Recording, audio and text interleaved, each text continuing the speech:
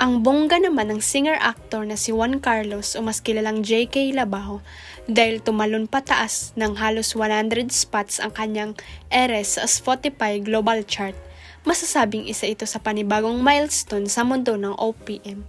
Ayon sa chart data, ang kanyang ere ang pinakaunang Pilipino song na umabot sa top 100 sa Spotify Global Chart na may 1.45 million streams at nasa ika-87 sa chart.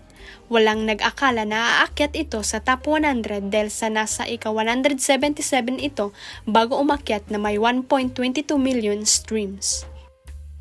Hindi lang ito ang na-break ni JK na record sa Spotify Philippines dahil bukod doon ay nalampasan din niya ang version na kanta ni Taylor Swift na Mine.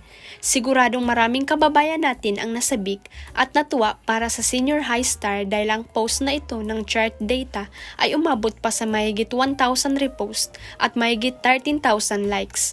Kaya naman inulan siya ng pagbati mula sa mga tagahanga at tagapakinig at inanyayaan ang mga kababayan natin na patuloy na i-stream ang kanta.